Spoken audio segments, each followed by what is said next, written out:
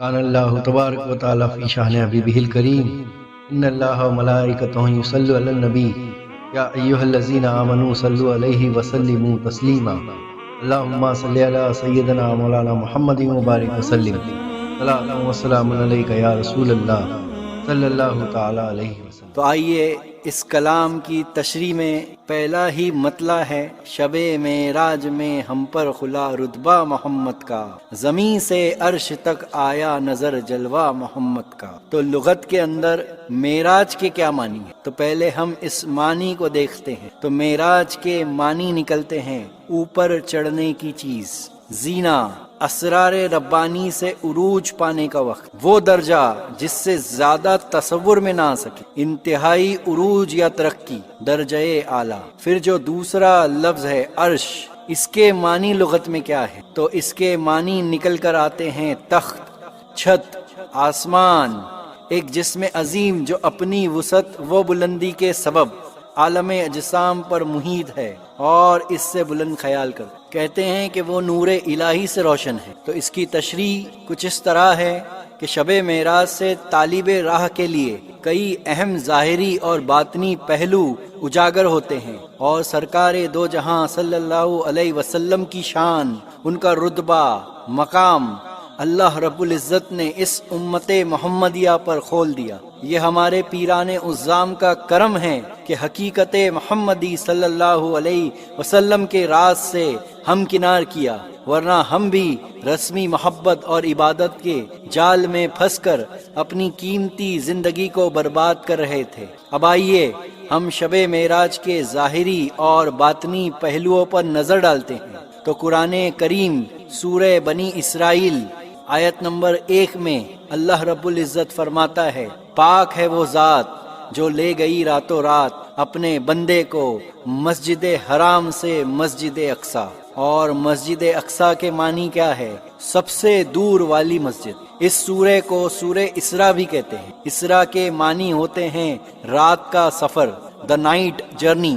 اور اسی سورہ سے ایک نقطہ ملتا ہے کہ جب بھی معراج ہوگی تو وہ رات ہی کو ہوگی، کیونکہ اندھیرے کا راز ہی اللہ کا راز ہے۔ یہ ایک لطیف نقطہ ہے۔ حضور اکرم صلی اللہ علیہ وسلم حضرت ام ہانی جو کہ شہزادی ہیں حضرت ابو طالب رضی اللہ عنہ کی، ان کے گھر آرام فرما تھے۔ ام ہانی اصل میں آپ کا لقب ہے۔ آپ کا نام حضرت بی بی فاختہ ہے، اور آپ کے شوہر کا نام حبیرہ بن مخزومی ہے جو جدہ میں پیدا ہوئے۔ یہ بھی ایک عجیب بات ہے، دیکھیے کہ جب جبرائیل علیہ السلام آپ صلی اللہ علیہ وسلم کے پاس آئے تو حضور اکرم صلی اللہ علیہ وسلم آرام فرما رہے تھے، نہ کوئی اضطراب والی کیفیت تھی، نہ کوئی بے چینی۔ ہاں یہ بات ضرور ہے کہ نبیوں کے تعلق سے اللہ رب العزت فرماتا ہے کہ انبیاء کی آنکھیں سوتی ہے، ان کا دل نہیں سوتا۔ پھر جبرائیل علیہ السلام نے اللہ کا پیغام سنایا کہ اللہ آپ سے ملنا چاہتا ہے۔ حضور اکرم صلی اللہ علیہ وسلم مسجد اقصی میں تمام انبیاء کی امامت کرنے کے بعد پہلے آسمان سے 7ویں آسمان پر پہنچے۔ تمام آسمانوں پر اولو العزم انبیاء سے ملاقات ہوئی، پھر سواری سدرۃ المنتہا پر پہنچی جہاں تک جبرائیل کی حد تھی۔ اس کے بعد سرکار کو حکم ہوا کہ آپ بانالین عرش پر تشریف لائے، جس کا تذکرہ حدیث مبارکہ میں کچھ اس طرح ہے۔ پہلے آسمان کا نام رقیہ ہے، یہیں پر آپ صلی اللہ علیہ وسلم نے حضرت آدم علیہ السلام سے ملاقات کی تھی۔ دوسرے آسمان کا نام فیدوم یا معون ہے، یہاں پر حضرت یحییٰ علیہ السلام اور عیسیٰ علیہ السلام سے ملاقات کی۔ تیسرا آسمان جس کا نام ملکوت ہے، یہاں پر آپ کی ملاقات حضرت ہارون اور یوسف علیہ السلام سے ہوئی۔ چوتھے آسمان کا نام زہرہ ہے، اور یہ آنکھوں میں حیرانی پیدا کرنے والے سفید چاندی سے بنا ہے، یہاں آپ نے حضرت ادریس علیہ السلام سے ملاقات کی۔ پانچویں آسمان کا نام مزینہ ہے، جہاں حضرت ہارون علیہ السلام سے ملاقات کی۔ چھٹے آسمان پر حضرت ابراہیم علیہ السلام سے ملاقات کی۔ چھٹے آسمان کا نام خالصہ ہے۔ ساتویں آسمان پر آپ نے حضرت موسیٰ علیہ السلام سے ملاقات کی، کیونکہ حدیث میں دونوں کا ذکر آیا ہے۔ اس ساتویں آسمان کا نام لابیہ یا دامیہ ہے۔ ساتویں آسمان پر ہی بیت المعمور ہے، جہاں 70,000 فرشتے طواف کرتے ہیں، اور ایک بار جس کی باری آ گئی پھر دوبارہ اس کی باری نہیں آتی۔ اس کے اوپر جنت موجود ہے اور جنت کا ہر درجہ سیارے کی طرح موجود ہے۔ اسی طرح جہنم کے 7 درجے ہیں، اس کے آگے سدرۃ المنتہا ہے جہاں بیری کا درخت موجود ہے، جہاں تک جبرائیل علیہ السلام کی حد تھی۔ معراج میں حضور اکرم صلی اللہ علیہ وسلم اس سے آگے سفر میں گئے اور عارفوں کے نزدیک وہ کئی راز ان پر آشکارا ہوئے۔ انہی 7 آسمانوں کے فاصلوں کو جب ہم سائنس کی روشنی میں دیکھتے ہیں کہ ایک آسمان سے دوسرے آسمان کا درمیانی فاصلہ کتنا ہے، تب ہمیں معراج کا سفر ایک معجزہ معلوم ہوتا ہے جو عقل کو عاجز کر دیتا ہے۔ تو پہلے آسمانی طے کی جو کثافت اور جو فاصلہ ہے وہ کم و بیش 65 خرب کلومیٹر تک پھیلا ہوا ہے۔ دوسری آسمانی طے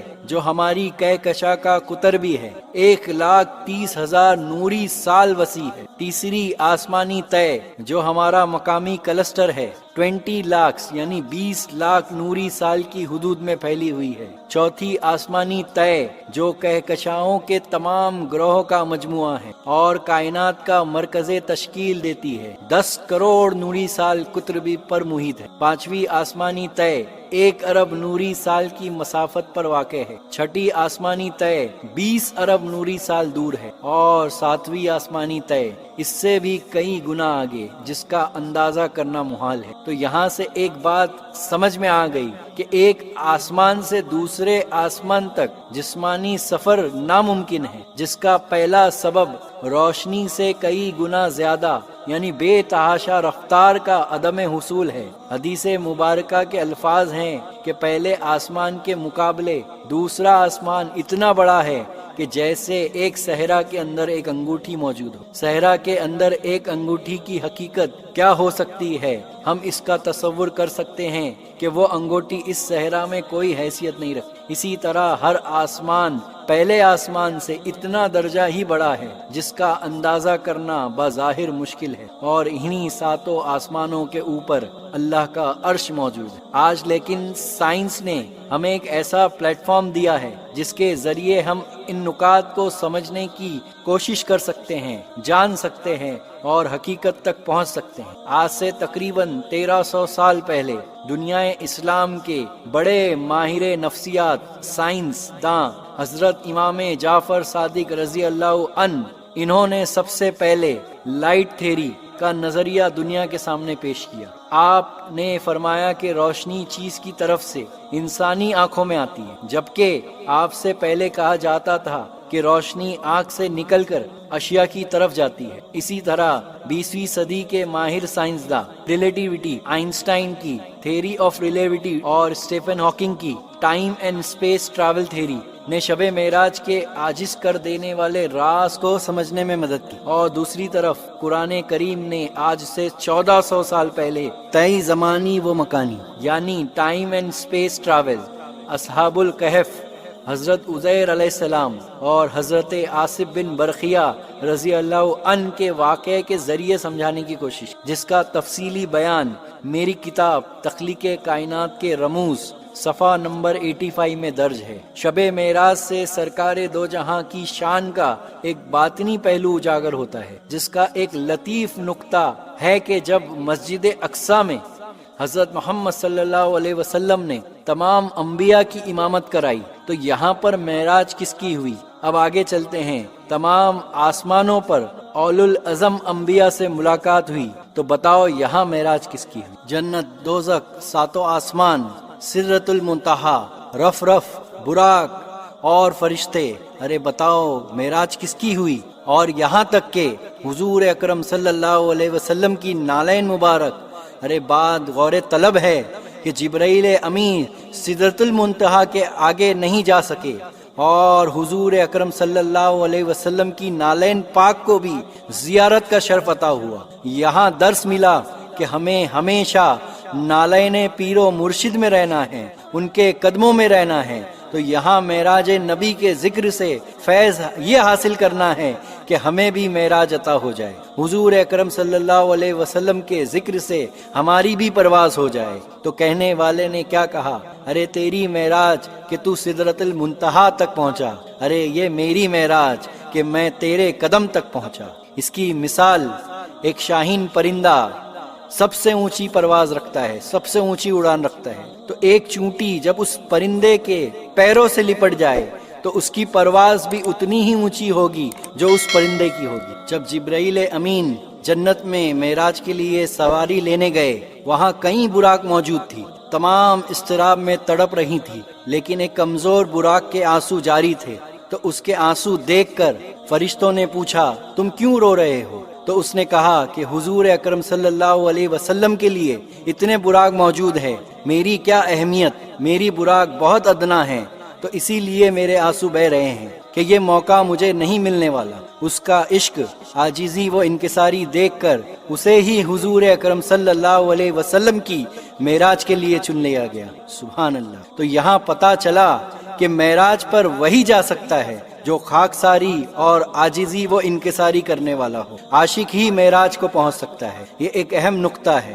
سرکار دو جہاں صلی اللہ علیہ وسلم نے معراج کے بعد اپنے صحابہ کرام رضوان تعالی اجمعین سے فرمایا، من رانی فقد راء الحق، یعنی جس نے مجھے دیکھا اس نے حق کو دیکھا۔ حقیقتاً مرید کے لیے فنا فی الشیخ کا مقام ہی فنا فی الرسول کا مقام ہوتا ہے۔ جب طالب اپنی نفی کر اپنے معبود حقیقی کا اظہار کرتا ہے تو اس کے وجود میں زمین سے لے کر آسمان تک جلوہ محمد کو ہی پاتا ہے، اور یہی عقدہ شب معراج